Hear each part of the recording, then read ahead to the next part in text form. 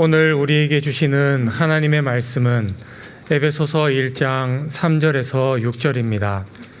찬송하리로다. 하나님 곧 우리 주 예수 그리스도의 아버지께서 그리스도 안에서 하늘에 속한 모든 신령한 복을 우리에게 주시되 곧 창세전에 그리스도 안에서 우리를 택하사 우리로 사랑 안에서 그 앞에 거룩하고 흠이 없게 하시려고 그 기쁘신 뜻대로 우리를 예정하사 예수 그리스도로 말미암아 자기의 아들들이 되게 하셨으니 이는 그가 사랑하시는 자 안에서 우리에게 거저 주시는 바 그의 은혜의 영광을 찬송하게 하려는 것이라. 아멘. 지금까지 미국 아카데미 영화 시상식에서 가장 많은 부문에서 상을 받은 영화는 벤허입니다. 11개 부문에서 상을 받았습니다. 그 후에 11개 부문에서 상을 받은 영화가 2편이 더 있는데 타이타닉과 반지의 제왕 중 왕의 기한이 있습니다. 그런데 지금의 아카데미 상은 23개 부문에서 시상하고 있지만 1961년 벤허가 상을 받을 때는 14개 부문이었고 벤허는 12개 부문의 후보로 지명되어 11개 부문에서 상을 받았습니다. 해마다 성탄이 가까워지면 케이블 TV에서 벤허를 방송하곤 하는데 교우님들께서도 전체로 또는 부분으로 여러 번 보셨을 것입니다.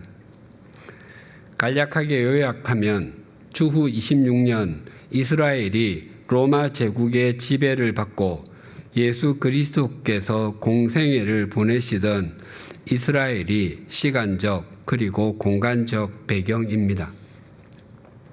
유다 벤허는 예루살렘 대부호의 아들이었고 로마 사람 메살라는 전 유대 총독의 아들이었으며 14살 때까지 벤허의 절친이었습니다. 이후에 메살라는 로마 군대의 호민관은 천부장 정도에 해당합니다. 호민관이 되어 돌아왔습니다. 재회의 기쁨도 잠시 메살라는 벤허에게 로마 제국의 유대 통치에 반대하여 무장투쟁을 주장하는 사람들의 명단을 넘기라고 요구합니다. 벤허가 그 요구를 거부함으로 두 사람의 우정은 마침표를 찍고 말았습니다. 얼마 후 새 총독이 부임할 때 벤허와 여동생이 그 행진을 구경하다가 여동생의 실수로 담장에 기와를 떨어뜨리는 바람에 말이 놀라 뛰어올라 총독이 낙마하여 부상을 입었습니다. 그 일, 기와를 떨어뜨린 것은 총독을 살해하려 한 것이라는 이유로 벤허는 노예의 신분으로 갤리선, 즉 노예선에서 노를 젓는 신세가 되었고 여동생과 어머니는 지하 감옥에 갇혔습니다. 메살라는 그 일이 실수였다는 것을 알고 있었지만 불온한 유대인들에게 준엄한 처벌의 본보기로 또한 자신의 출세를 위해 그렇게 비열한 결정을 내렸던 것입니다. 갤리선에서 노를 젓는 노예는 보통 1년을 넘기지 못하고 죽는다는데 벤허는 복수심으로 견디며 3년이 넘게 살아남았습니다. 오히려 강철 같은 체력과 고통을 참는 인내력, 감정을 조절하는 절제력까지 얻었습니다. 갤리선의 최고 지휘관인 아리우스 집정관은 제독입니다. 아리우스는 벤허의 비범함을 알아채고 그에게 자신이 거느리고 있는 검투사나 전차 기수로 일하지 않겠느냐고 제안했지만 벤허는 고개를 가로저었습니다. 그때 로마군 함대와 마케도니아 해적과의 전투가 있었는데 한 해적선이 집정관이 탄 배를 들이받는 바람에 아리우스는 바다에 떨어지고 말았습니다. 벤허는 위험을 무릅쓰고 그를 구조하여 선박 잔해에 올려주었습니다. 아리우스는 자신의 군대가 대패했다고 여기며 자결하려고 했지만 벤허가 막았습니다. 후에 알고 보니 아리우스가 탄 배만 침몰했을 뿐 전투는 대승이었습니다. 아리우스는 개선 장군으로 로마로 귀환했고 국가 소유의 노예인 벤허에게 보답하기 위해 황제 티베리우스에게 그를 해방시켜 줄 것을 요청했습니다. 하지만 황제는 총독 암살 미수죄가 중대한 범죄에 해당한다 하여 벤허를 완전히 사면해 주지는 않았고 아리우스의 개인 소유 노예가 되게 했습니다. 그 후에 벤허는 로마 전차 경주에서 5번이나 우승하여 유명 인사가 되었습니다. 2년이 지난 후에 아리우스 집정관은 벤허를 노예에서 해방시킨 다음 자신의 양자로 삼았습니다. 로마 제국 권문세가 귀족의 아들이 된 벤허는 유대로 돌아와 메살라에게 복수하고 한센병에 걸려있던 어머니와 여동생도 주님의 은총으로 치유를 받게 된다는 내용입니다. 아리우스 집정관이 벤허를 자기 양아들로 삼을 때의 장면이 이러합니다. 그는 많은 사람이 모인 파티장에서 이렇게 말했습니다. 얼마 전 나는 내 생명의 은인과 함께 로마로 돌아왔습니다. 여러분은 그를 로마에서 가장 뛰어난 전차 기수로 알고 있을 것입니다. 그는 내 말로 5번이나 전차 경주에서 승리했습니다. 나는 그를 죽은 내 아들을 대신하는 자리에 세우려고 합니다. 벤허를 옆자리에 세우고는 말을 이렇게 이어갑니다. 우리 둘의 유대감은 그 무엇보다도 강하지만 오늘 밤에 여러분 모두와 그 유대감을 나누고 싶습니다. 입양 절차는 모두 마무리되었습니다. 아들 아리우스는 이제 내 이름을 법적으로 소유하게 되었고 내 재산의 상속자가 되었습니다. 그러고는 자기 손가락에 있던 반지를 빼서 벤허에게 주며 이렇게 말했습니다. 내 조상 때부터 내려오는 이 반지를 내 아들에게 주려고 했다. 이제 이것은 네 것이다. 사람들은 열정적으로 박수를 치며 환호성을 질렀습니다. 그리고 벤허는 이렇게 말했습니다. 기구한 운명이 제게 새 삶과 새 가정, 새 아버지를 주었습니다. 그 운명이 나를 여기까지 이르게 했습니다. 그 운명이 나를 떠나게 할 수도 있을 것입니다. 하지만 내가 어디에 있든지 나는 아리우스의 아들로서 이 반지를 항상 끼고 있을 것입니다.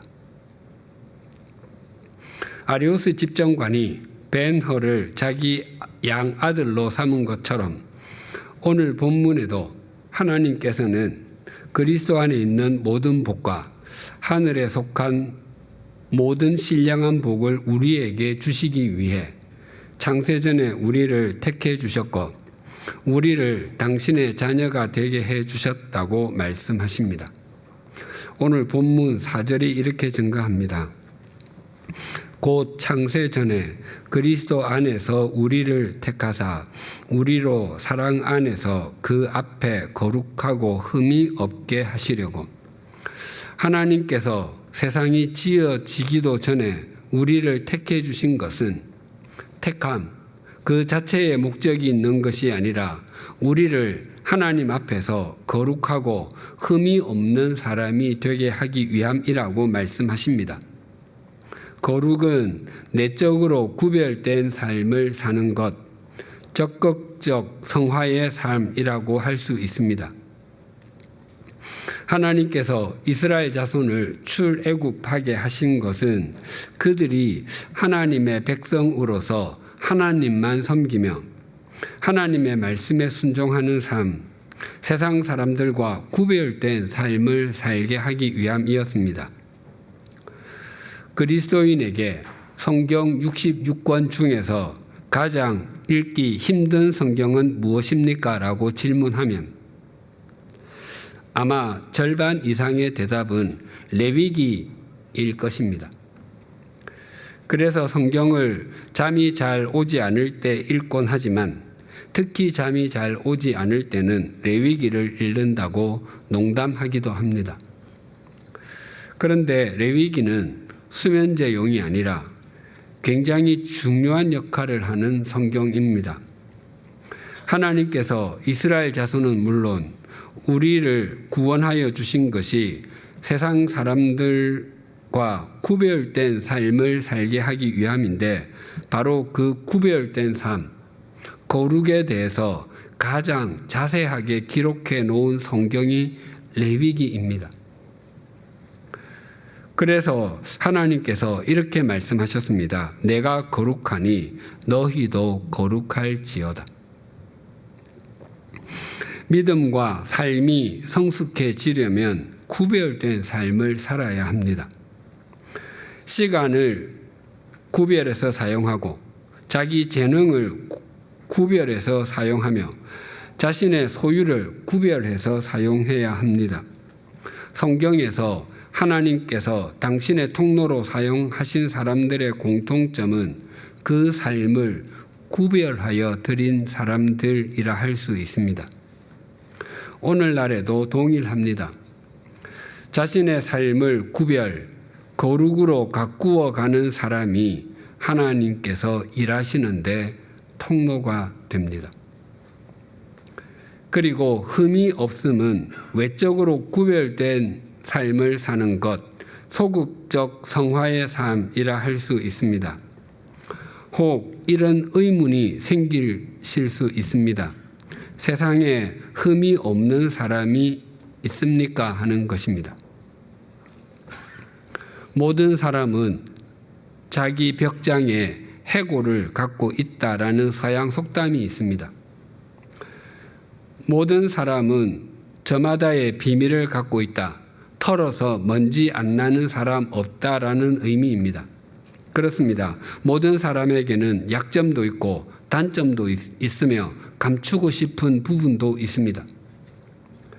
그럼에도 하나님께서는 우리를 하나님 앞에서 흠이 없게 하려고 우리를 택해 주셨다고 하십니다. 더 나아가 예수님께서는 산상수훈에서 이렇게 말씀하셨습니다. 마태복음 5장 48절입니다. 그러므로 하늘에 계신 너희 아버지의 온전하심과 같이 너희도 온전하라. 전지전능하시고 무소부재하신 하나님의 온전하심에 대해서는 말할 필요가 없습니다. 그런데 피조물인 우리에게도 똑같이 온전하라라는 것은 말이 되지 않는 것처럼 들립니다. 예수님뿐만 아니라 하나님께서도 이렇게 말씀하셨습니다. 창세기 17장 1절입니다. 아브라함이 99세 때에 여호와께서 아브라함에게 나타나서 그에게 이르시되 나는 전능한 하나님이라 너는 내 앞에서 행하여 완전하라. 하나님께서는 즉 아브라함에게 완전하라라고 말씀하셨습니다. 이 말씀도 표면적으로는 하나님께서 아브라함에게 이룰 수 없는 것을 요구하시는 것처럼 들립니다. 그런데 성경에 완전하고 온전하며 흠이 없었던 사람들이 있었습니다.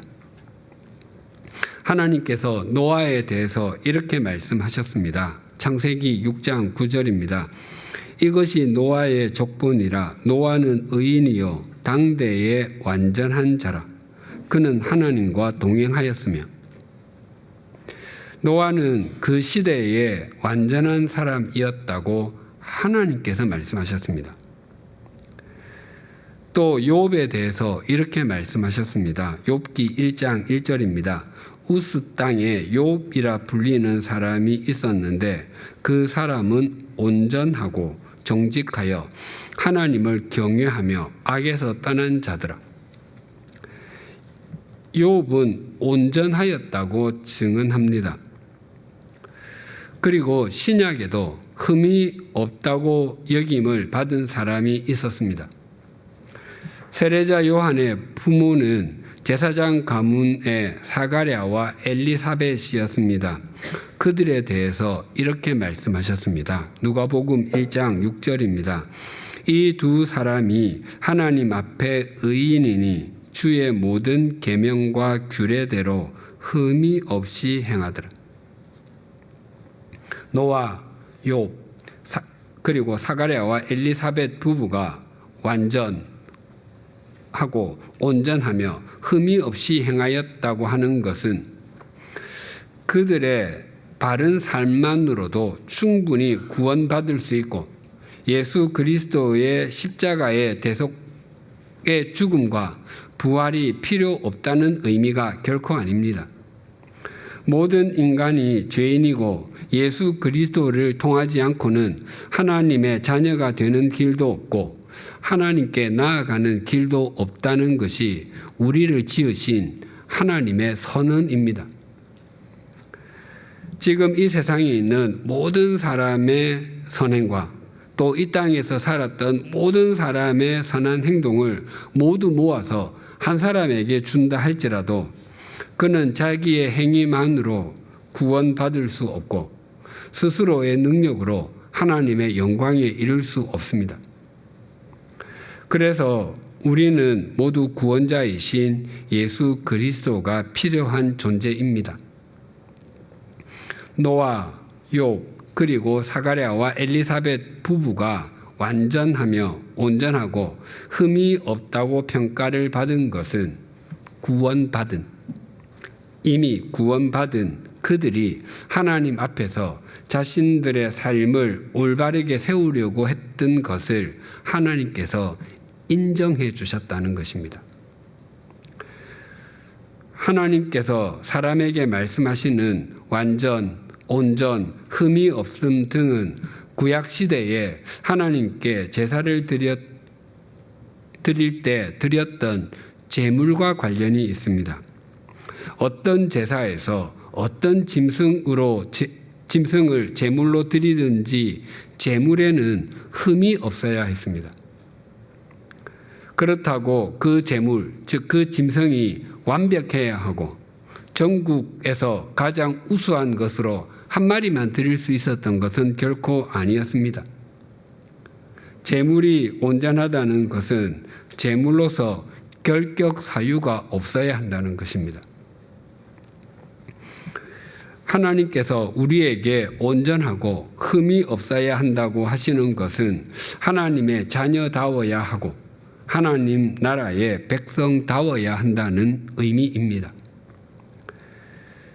그리고 우리의 거룩, 즉 구별된 삶과 흠이 없음, 즉 하나님의 자녀다운 삶은 하나님 앞에서 그러해야 합니다.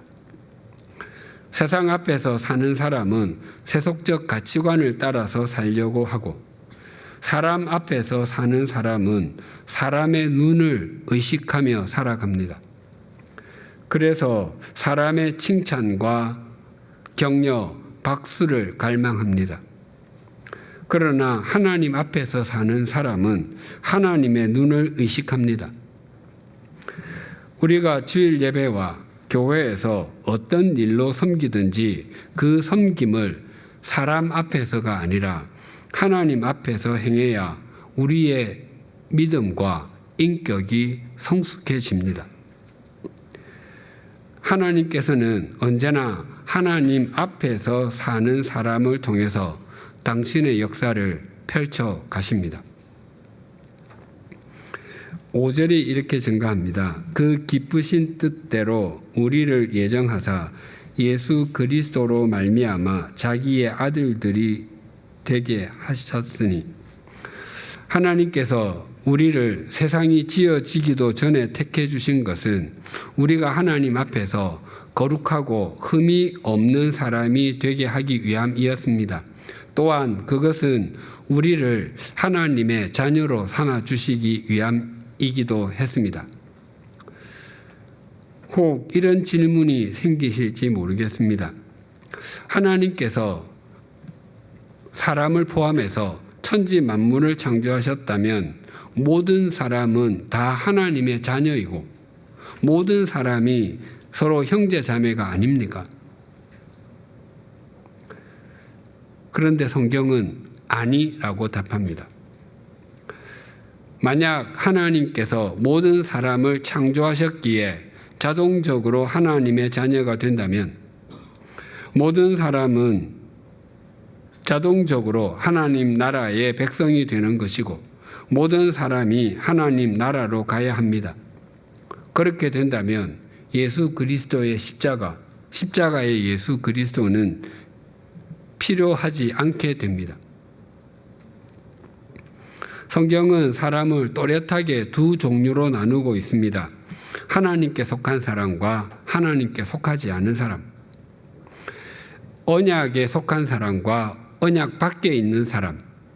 의인과 죄인. 그리고 복 있는 사람과 화 있는 사람 등이 있습니다.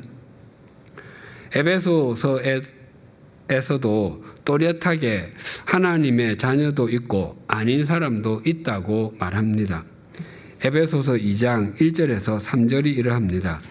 그는 허물과 죄로 죽었던 너희를 살리셨도다. 그때에 너희는 그 가운데서 행하여 이 세상 풍조를 따르고 공중의 권세 잡은 자를 따랐으니 곧 지금 불순종의 아들들 가운데서 역사하는 영이라. 전에는 우리도 다 그 가운데서 우리 육체의 욕심을 따라 지내며 육체와 마음이 원하는 것을 하여 다른 이들과 같이 본질상 진노의 자녀였더니 우리는 이전에 이 세상 풍조, 즉 세속적 가치관을 따르고 육체의 욕심, 즉 욕망을 갈망하며 본능에 이끌리는 삶을 살았다고 합니다. 하나님께서는 그런 사람을 당신의 자녀라고 말씀하지 아니하시고 불순종의 자녀, 진노의 자녀, 즉 마귀의 자녀라고 말씀하십니다. 물론 우리가 그렇게 살 때 우리가 불순종의 자녀, 진노의 자녀에 해당한다는 것도 알지 못했습니다. 그렇다면 어떤 사람이 하나님의 자녀입니까? 로마서 8장 14절입니다. 무릇 하나님의 영으로 인도함을 받는 사람은 곧 하나님의 아들이라. 하나님의 영, 즉 성령님의 인도하심을 받는 사람이 하나님의 자녀라고 말씀하십니다. 우리 모두가 오늘 이 예배의 자리에 있게 된 것이 하나님의 영, 성령님의 인도하심의 결과입니다. 사실 우리가 성령님의 인도하심에 고분고분하지도 않았고 억지로 끌려오기도 하고 가까운 길을 멀리서 돌아오기도 했습니다.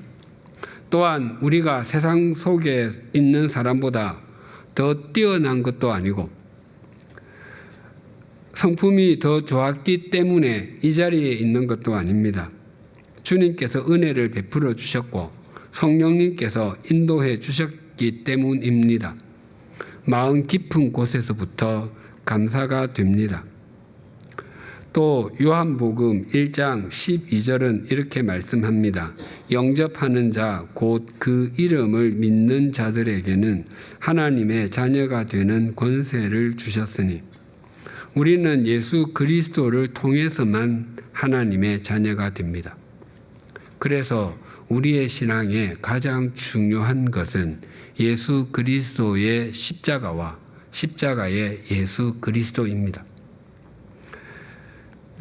본문 5절을 다시 봉독하겠습니다. 그 기쁘신 뜻대로 우리를 예정하사 예수 그리스도로 말미암아 자기의 아들들이 되게 하셨으니 우리가 하나님의 자녀가 된 것이 예수 그리스도로 말미암아서라고 합니다. 바울은 계속해서 그리스도 안에서 그리스도로 말미암아라는 말을 반복해서 사용합니다.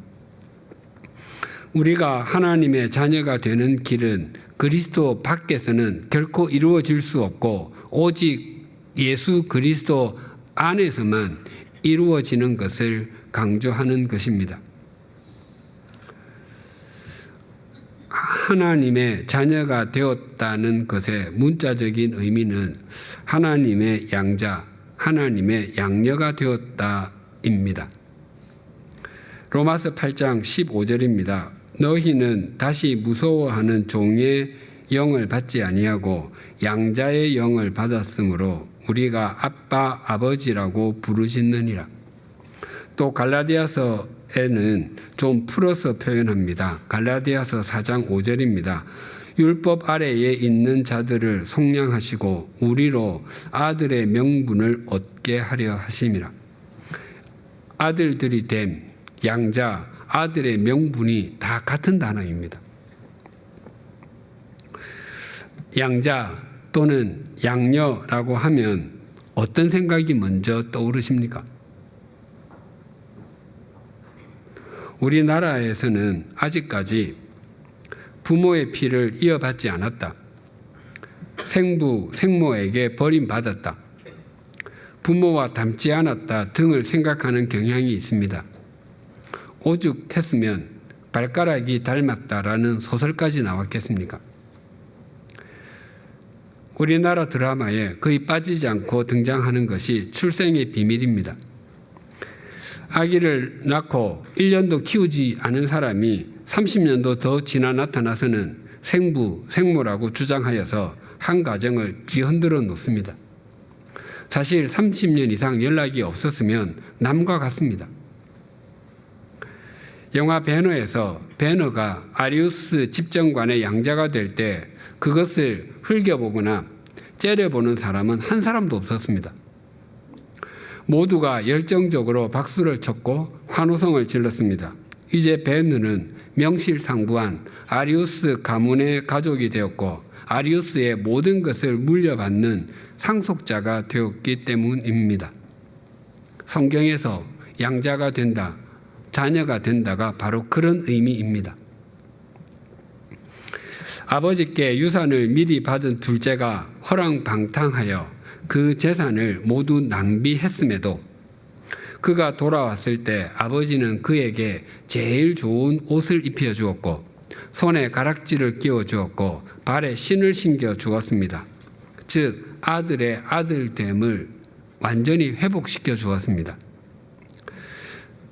그러나 그것이 다음에 또 나갔다가 돌아오면 그렇게 회복시켜 주겠다는 의미는 아니었습니다.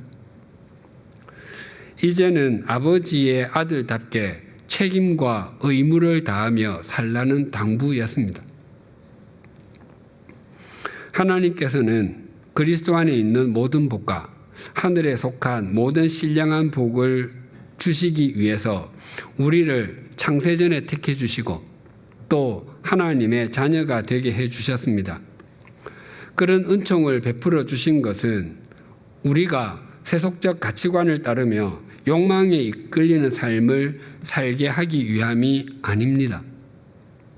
하나님의 자녀가 되었으니 이제는 하나님의 자녀답게 살게 하기 위함입니다. 우리가 하나님께 자녀의 의무를 다했기 때문에 하나님께서 우리를 자녀 삼아 주신 것이 아니라 하나님께서 우리를 먼저 자녀로 삼아 주셨습니다. 우리가 하나님의 자녀가 된 것이 하나님께서 은혜를 베풀어 주셨기 때문이므로 우리는 그 은혜에 응답하는 삶을 살지 않을 수 없습니다. 그래서 우리는 하나님 앞에서 거룩한 삶과 흠이 없는 삶을 살기 위해 몸부림을 치는 것입니다. 만약 하나님의 자녀가 된 은총을 누리면서도 하나님의 자녀다운 삶을 살려고 하지 않는다면 그는 바른 그리스도인이 될 수 없고 그리스도인다운 그리스도인으로 성장하고 성숙할 수도 없습니다. 바른 그리스도인은 하나님의 은혜를 깨닫고 그 은혜에 자신의 삶으로 응답하는 사람인 까닭입니다. 프랑스 말에 노블레스 오블리주가 있습니다. 귀족은 귀족으로의 의무를 다해야 한다라는 의미입니다. 이 말은 초기 로마 시대에 왕과 귀족들이 보여준 투철한 도덕의식과 솔선수범하는 공공정신에서 비롯되었다고 합니다. 부와 권력, 명성 등을 가진 사람이 그 특권에 따르는 책임과 의무를 소홀히 하지 않으면 사회적으로 지탄의 대상이 될 수 있습니다. 만약 사람들에게 손가락질을 받는 정치인이 있다면 그가 정치인으로서 특권만 누릴 뿐 노블레스 오블리주를 실천하지 않기 때문일 것입니다. 또한 만약 사람들에게 비난을 받는 기업이나 기업인이 있다면 동일한 이유에서일 것입니다. 오늘날 교회와 그리스도인이 비판의 대상이 되곤 합니다. 그것 역시 다른데 그 이유가 있지 않습니다. 그리스도인이 하나님의 자녀됨의 은혜만 누리려고 할 뿐 하나님의 자녀로 삼아주신 것에 대한 노블레스 오블리주, 아니 하나님 자녀의 오블리주를 다 하려고 하지 않기 때문일 것입니다. 하나님께서 우리를 당신의 자녀로 삼아주시기 위해 창세전에 우리를 택해 주심을 중심으로 믿는다면 하나님 자녀의 의무를 다 하십시다. 하나님께서 우리를 머물게 하신 삶의 자리에서 거룩함과 흠이 없음을 구하는 삶을 살아 하나님의 역사의 통로로 또 하나님의 손과 발로 살아가십시다. 이제는 정말 하나님을 믿는다고 하면서 하나님 앞에서 살지 않는 삶을 그만하십시다. 또 하나님의 말씀에 순종한다고 하면서 에베소의 가치관, 세속적 가치관에 물들어 사는 삶에 마침표를 찍으십시다. 이 삶을 진실하게 살아내기 위해서 우리 삶의 창문을 하나님을 향해 활짝 여십시다. 그때 우리는 하나님의 자녀다운 자녀, 하나님의 상속자다운 상속자로서 우뚝 서 있는 자신을 발견하게 될 것입니다. 기도하시겠습니다. 하나님 아버지, 우리는 지금 2024년을 살아가고 있지만 하나님께서는 우리를 당신의 자녀로 삼기 위해서 창세전에 택해 주셔서 감사합니다. 하나님께서는 불순종의 자녀이자 진노의 자녀였던 우리를 하나님의 자녀라고 하는 말로 표현할 수 없는 은총을 베풀어 주셨음에도 우리는 그 은총을 귀한 것으로 여기지 못하고 살 때가 많았습니다. 일상생활에서는 에베소의 가치관, 세상의 물결을 따라서 사는 것이 지혜라고 생각할 때가 많았고 내가 하고 싶은 것, 내 욕망을 따라서 사는 것이 행복한 것으로 생각하기도 했습니다. 하지만 세상을 따라서 살고 욕망을 따라서 사는 삶은 지나고 나면 허전함, 허탈함, 허무함이 있었음을 고백합니다. 귀족은 귀족의 의무를 다해야 귀족다운 귀족이 되듯이 하나님의 자녀는 하나님 자녀의 의무를 다해야 하나님의 자녀다운 자녀가 되어가는 것을 잊지 않게 하여 주시옵소서. 하나님께서 우리에게 머물게 하신 삶의 자리에서 거룩한 삶과 흠이 없는 삶을 신실하게 살아내게 하여 주시옵소서. 그리하여 우리가 평생 하나님의 자녀됨의 은총과 의무를 함께 누리게 하여 주시옵소서. 예수님의 이름으로 기도드립니다. 아멘.